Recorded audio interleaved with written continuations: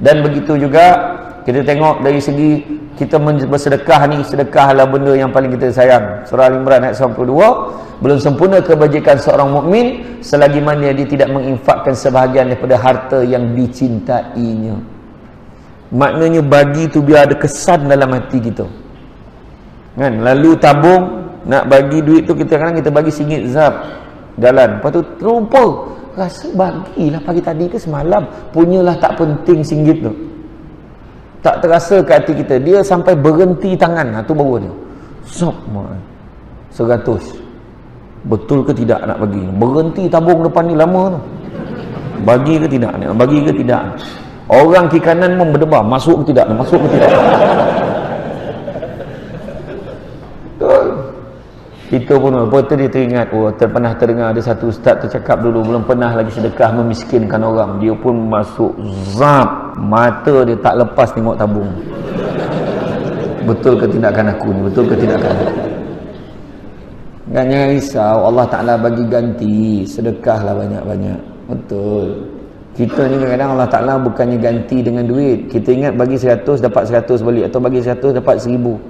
Allah Ta'ala janji akan lipat gandakan satu benda yang tak pernah kita fikir pun. Kadang-kadang rupa-rupanya bagi anak lagi, bagi naik pangkat mungkin, naik gaji lagi, macam tu. Bagi kita keluarga bahagia. Ya Allah, keluarga bahagia tak ternilai dengan wang ringgit. Ni kita duduk kat sini kan, gembiranya balik, sekarang dah ready, dah isteri, anak-anak, ya Allah, sampai rumah anak 12 orang. Itu sambil-sambil balik kerja tu, belum betul-betul lagi dah 12. Sampai terlupa nama anak. Siapa nama kau? Dia kata, tanya anak.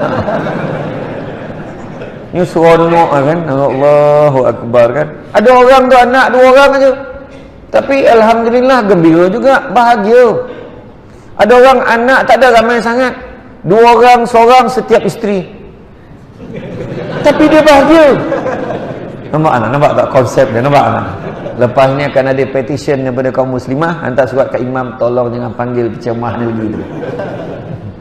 Tak adalah, ni contoh. Betul, ada seorang lelaki tu, dia kahwin 3 dalam satu majlis. Aku terima nikahnya, sah, dia pusing sini pula.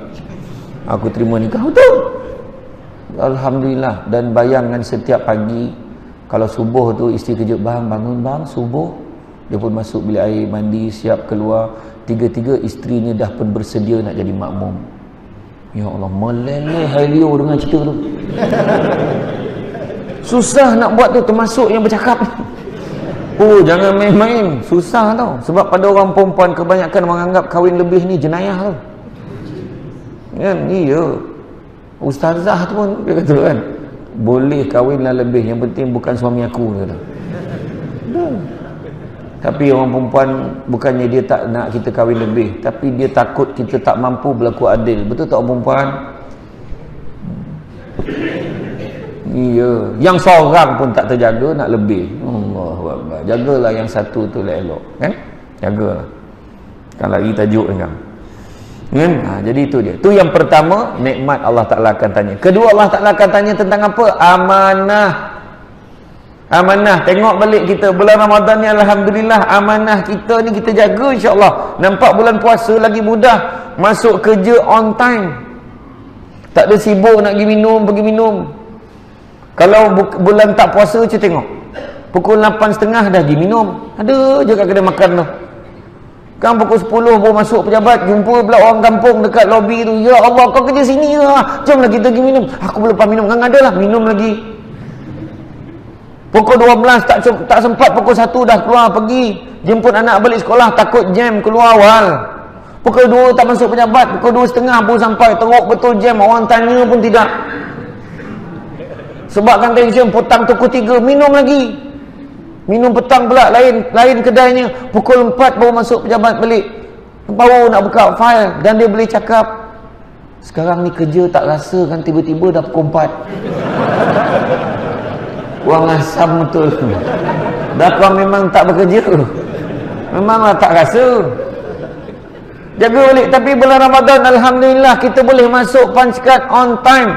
Kemudian boleh pula dengan pelepasan ketua jabatan pada pukul 8.30 pagi kita join pula tadarus.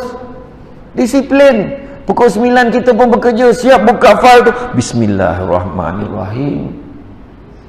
Tengah hari, ya Allah Akbar, 12.30 dah ready dah. Dah ready, dah siapkan kerja mana yang patut. Pukul 1 tu kalau kat Semenanjung. Dekat sini dekat pukul 12 dah siap pergi ke surau, pergi ke masjid, ready nak zuhur. Ya Allah. Zuhur paling ramai bulan Ramadan. Lepas asar, ya tu dah mula cabaran sampai. Asar ni orang lelaki kena ingat, itulah waktu dia. Dia punya due date, due time orang lelaki. Lepas asar lah yang paling ramai orang yang gagal dalam ujian. Nabi bila masuk aja asar, Nabi lagi kuat Nabi berzikir, lagi kuat Nabi mengaji. Sebab Nabi sedar tak lama lagi dah nak berbuka. Kita pula lepas asar dah mula terfikir, bazar Ramadan mana nak pergi, malam ni nak makan apa, malam ni nak berbuka puasa apa. Saya sebut orang lelaki tau, orang perempuan saya tak tegur. Sebab orang perempuan bukan lepas asar, lepas sahur dia dah fikir dah malam ni apa. Sebab orang perempuan dia ketua chef, dia nak pastikan ahli keluarga tu tak salah dia. Sebab dia memang akan pastikan yang terbaik untuk keluarga dia. Nampak? Saya backing orang perempuan tau. Ya, itu keadaan dia. Jadi makna kata amanah kita ni dalam bekerja, amanah kita sebagai ketua kampung, amanah kita sebagai pemimpin, ketua lorong. Kita dalam masjid ada jawatan kuasa masjid. Jangan lagi sebut aku ni AJK biasa-biasa je. Jangan cakap AJK pun ada kerja. Asal gotong royong balik kampung, gotong royong ada hal. Dia manusia paling sibuk dalam dunia ni. Allah Ta'ala akan tanya, walaupun sekecil-kecil amanah, Allah Ta'ala tanya, dulu kau jadi AJK masjid kau buat apa? Aku AJK biasa-biasa je Allah. Aku tak buat kerja pun tak apa. Semua pengurusi dengan naik pengurusi dan juga imam je buat kerja. Siapa cakap? Semua. Tu sebab kalau tak nak kita dipersoalkan, jangan sibuk nak pegang amanah. Tu je. Tu dia. Ingat tu. Sibuk nak jadi ketua kampung, sibuk nak jadi ketua lorong.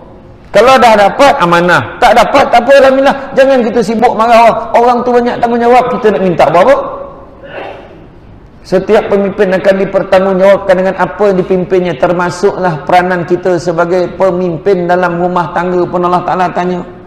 Seorang isteri akan ditanya, dipertanggungjawabkan tugasnya memimpin anak-anak dan juga keluarganya di dalam rumah ketika suaminya tidak ada. Anak-anak pun akan dipertanggungjawabkan tentang amanahnya. La imana liman la amanata lahu, wala dina liman la ahdalahu. Tidak beriman orang yang tak menjaga amanahnya, dan tidak beragama orang yang tidak melaksanakan janjinya. Clear. Itu sebab amanah kita nak kena jaga elok-elok. Kerja apa pun, swasta ke, kerajaan ke, apa sektor sekalipun, kerja kilang sekalipun, ada amanah-amanahnya yang kita kena jaga. Dan yang ketiga, Allah Ta'ala akan tanya tentang silaturrahim. Jangan kita memutuskan perhubungan antara kita. Kalau buka kitab Mukasyafatul Qulub daripada Imam Al-Ghazali, tengok tajuk silaturrahim. Macam mana Nabi datang pada sekumpulan yang tengah duduk, Nabi sebut, barang siapa yang memutuskan silaturrahim, sila tinggalkan majlis ini. Nabi sebut dengan tak semena-mena bangun seorang pemuda, dia terus bangun tinggalkan majlis tu. Dia sedar Nabi tuju dekat dia. Dia keluar, dia pergi mana? Dia pergi cari ibu saudara dia, sebab dia teringat dia pernah memutuskan hubungan dengan ibu saudaranya. Bila dia memutuskan dengan ibu saudara dia, jumpa ibu saudara dia balik, dia minta maaf, dia datang balik jumpa Nabi, ya Rasulullah, aku dah pun berbaik-baik dengan ibu saudaraku ya Rasulullah. Apa Nabi jawab? Sesungguhnya orang yang memutuskan silaturahim, bala dan musibah itu bukan hanya untuk kamu, tetapi untuk seluruh kaum itu. Itu sebabnya kalau kita ni berpecah-pecah, yang jadi mangsanya adalah masyarakat secara keseluruhan. Tengok dalam taman perumahan, tengok dalam kampung, bayangkan ketua kampung gaduh dengan imam. Pening kepala kita. Ketua kampung bergaduh dengan imam, susah kita nak buat kedui pun sebab salah nak ajak siapa. Ajak imam dah terasa ketua kampung, kau ajak imam, aku tak nak datang. Susah kita. Kau ajak ketua kampung kan, tak apalah, kau suruhlah dia baca doa la ilaha illallah, punya kecil hati.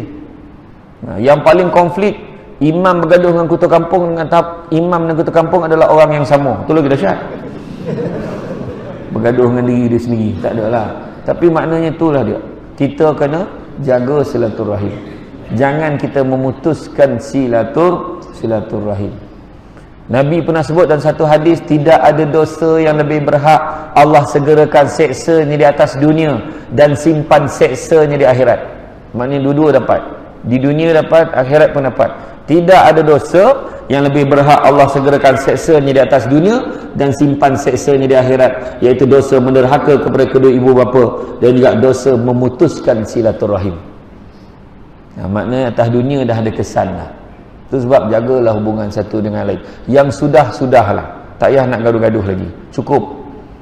Membalun tak habis-habis, dalam grup WhatsApp tak habis lagi, dalam Facebook tak habis lagi. Sudah, kerja kita teruskan, usaha kita, bekerja kita, amanah kita jaga. Jangan nak bergaduh lagi. Ni masyarakat kita ni sayang, jangan gaduh ni. Masyarakat kita, masyarakat Islam ni, jangan nak gaduh-gaduh lagi. Jangan kita nak pecah-pecah lagi, cukup. Yang sudah-sudah. Ya, fahamlah tu kan? Tak yalah saya detailkan. Ni tak cakap apa-apa, ni contoh. Ya.